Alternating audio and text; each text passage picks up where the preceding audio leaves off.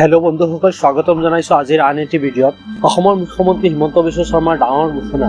অহা July মাহতেই police আৰু শিক্ষকসকলৰ ইণ্টাৰভিউ অনুষ্ঠিত হ'ব বুলি তেখেতে এক বৃহৎ ঘোষণা কৰিছে আৰু লগতে 1.5 লাখ চাকৰি নতুনকৈ দিয়াৰ কথাও তেওঁ ঘোষণা কৰিছে। পুলিচৰ ইণ্টাৰভিউ হ'ব জুলাইত, শিক্ষকৰ ইণ্টাৰভিউ হ'ব জুলাইত, চতুৰ্থ তৃতীয় বৰ্গৰ চাকৰি ইণ্টাৰভিউ হ'ব আগষ্ট ছেপ্টেম্বৰত।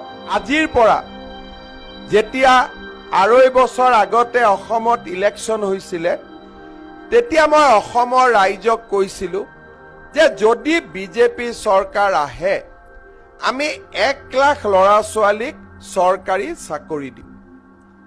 কোনেও মোক বিশ্বাস কৰা নাছিলে যে 1 লাখ চাকৰি ক'ৰ পৰা হ'ব।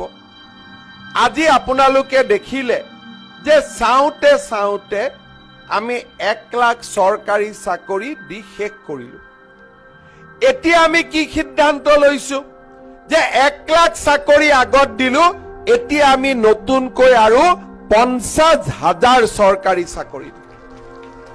আজিকালি চাকৰি বুলি ক'লে দালালো নাথাকে।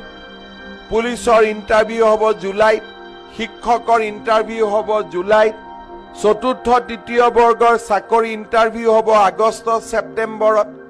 অৰ্থাৎ 1 লাখ চাকৰি শেষ কৰি এতিয়া আমি 1.5 লাখ চাকৰি দিবৰ কাৰণে গৈ আছো।